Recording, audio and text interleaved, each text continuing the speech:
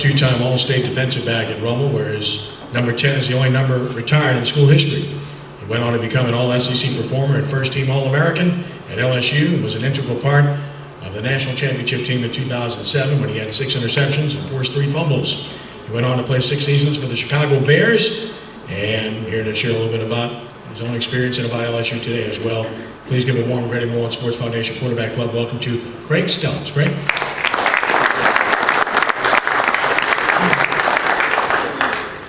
Thank you, Kenny, for having me. It's always exciting to come out and continue to be a part of high school football. And so I'd like to thank you all, the Quarterback Club, for having me. And it's crazy. It's been 12 years since Coach Roth and I came in December 2003 and accepted my award at the Quarterback Club. It's how fast time has flown by.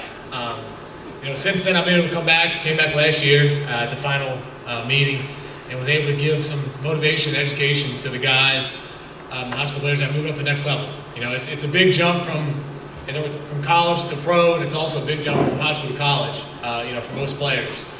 So it's always exciting to come back, and I've had plenty of mentors help me out through the process, and I enjoy coming back and mentoring younger players. So even though we had some great teams at Rummel, we were never fortunate enough to make the state championship. But for the past few years, it's now become a staple of the Rummel football program to compete in the state championship, almost every year. And my congratulations to Coach Roth and the staff for those accomplishments. It's been awesome.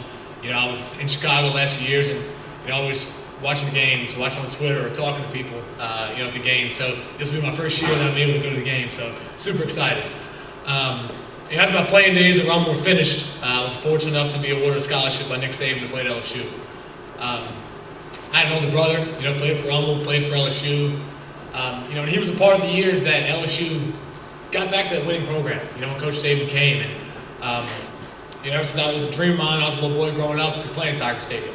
We're an hour away, an hour from Baton Rouge, and, going by and see the Tiger and going to see the Tigers play was always a dream of mine. And, was so excited for the opportunity to go play in Tiger Stadium. During my senior year at Rummel, I was able to watch my brother Kevin win an LSU win its first national championship since 1958. So that was a cool experience, especially being in the Superdome, watching LSU Tigers play, an hour from Baton Rouge and win their first national championship. After Coach Saban's departure, my freshman year to go coach in the NFL, Coach Les Miles came aboard, and I didn't know much about Coach Miles at the time. I was a freshman. I was trying to survive. Our coach had just left, and kind of what I would preach to any high school kid who's going to college is it's not about the coach that's there. It's about the tradition. It's about that team. It's about the recruiting class that you're going with. Because when I signed my letter of intent at LSU, and when I left my 4 years later, the only guy that was still there was Coach Tommy Moffitt, strength coach. To put in perspective, every coach had left. So, when you go there, go for the tradition that that school has to offer, not the coaches. But Coach Miles came aboard. The next 3 years, we continued to have success that the LSU football program had become known for. My 4 years, I was never a full-time starter until my senior year. And, a lot of people, when I initially signed with LSU, there were 2 guys, Jesse Daniels and LaRon Landry, 2 great safeties LSU had. People always said, what are you doing? You're going to LSU. You're not going to be a starter until your senior year. I never looked at it that way. I went out there, I prepared every day. I worked hard. You prepare as if you're a starter because you never know when your opportunity is going to come. I started countless games through my first 3 years, but wasn't a full-time starter until that last year. And when that opportunity came, what a great year. I ended up being All-American that year, a finalist for the Thorpe Award. And the greatest of all was 4 years later, when I was in the stands, I had an opportunity to win a national championship in the same stadium that my brother did in the Superdome, in front of our hometown crowd. So looking back, it was an incredible opportunity and incredible 4 years at LSU. Since my time at LSU, I've watched the Tigers compete for another national championship and also go battle through this November. When I was there, we never lost back-to-back games. It was kind of a staple for us, and from Andrew Whitworth, from the guys, the tremendous leaders that were before I was there. You always came back stronger. You always battled back. You always made sure that next game we were going to get back in the winning column. It's no fun having back-to-back losses. It's a long 2 weeks. So it's always tough to watch any team that I've ever played for lose back-to-back games, and much less a game. So, that was always a mentality, and that's the mentality the LSU program instills in its players. And I look forward, from this point forward to watching the Tigers grow. I'm excited about Coach Miles still being there. It's crazy. Our 10-year reunion is in 2 years for the national championship, and time flies. But it's definitely been an exciting time to be able to go play in Chicago, and to play is the monster of Midway up in Soldier Field. It was definitely a blessing. So we're back home and we're ready to look forward to the Roma Raiders, and LSU continue their winning success. So, any questions? Raise your hand. Anyone? I got one for you, quick. As a player who played under Les, how do you think he was treated by the LSU administration and boosters in general, I guess? Yeah, as a guy I played for, loved playing for him. You never want to see a guy like that, be under any, tough remarks that he was under and kind of the way he was handled. I think he handled the situation great. I think he continued to always talk about the team. And when I was there, that's what he always talked about, the team. It wasn't about one player. I mean, I go back and I look at the guys, when I was playing there my senior year, the amount of leaders we had on offense and defense, and he always talked about it wasn't about one player, it was about the team. The star of the team wasn't one player, but the star was the team itself. And he always talked back to that anytime the media asked him or anything. He went back to, hey, I'm going to coach my team. We're going to win this game. And man, I was there Saturday. It was exciting to see when he walked out of the stadium, the support he had, and it gives you chills thinking about kind of just the roar of the crowd and how they were supporting him. So excited to see him move forward. I think they got some tremendous young players. They had 40-something guys, I think, start NFL roster this year. That's impressive, and I think a lot of guys were left early, and that's tough.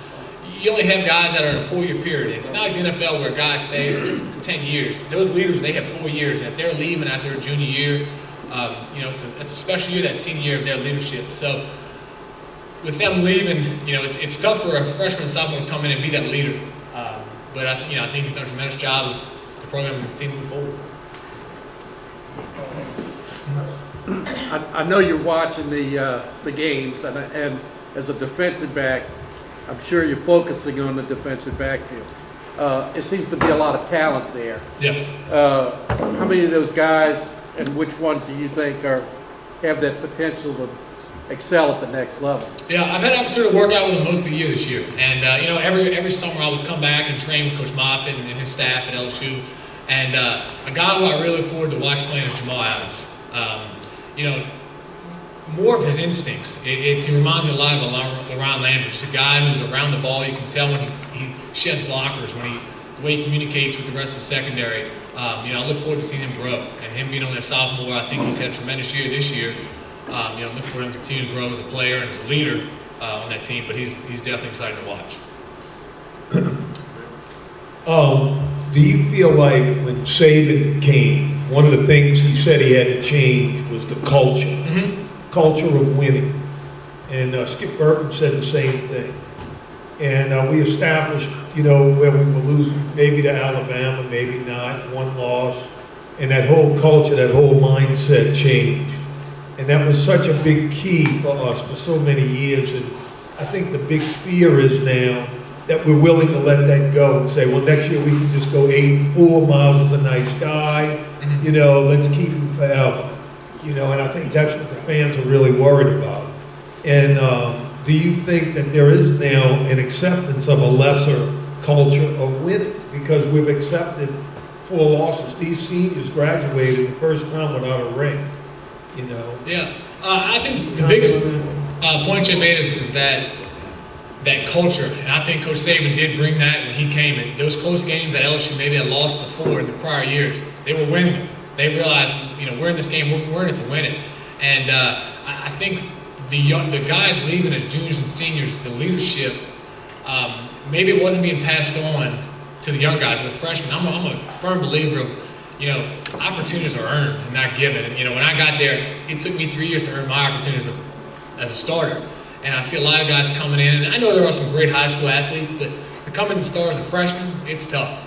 And I think a lot of guys are coming in and getting a lot of playing time as freshmen, and it's almost given to them, instead of earned. And I think that culture is going to continue to grow as now the leaders of LSU are going to getting older and older, and they're going to bring back that culture that we had when we were there. So I look forward to them to finish this bowl game strong and continue to move on. What about your playing days? Anything left? Any opportunities? I'm still working out, still training, hoping for an opportunity. I would definitely love to suit up and play one more time. It's my dad used to tell me all the time, when you go out there and smell the grass, because it goes by so fast. And, you never know when that last practice is going to be, but, I'd love to go out there and just go through one more practice break, one more huddle down, and, it's never enough. That exciting to go out there and in front of the crowd is, it's hard to get anywhere else. So it's definitely would love to continue to play if I could, but we'll see what happens. If not, it's been a hell of a run. Best of luck. Thank you. Anyone else? Well, we'll finish off. I want to wish Coach Roth and the Roma Raiders best luck this weekend and Raider Pride.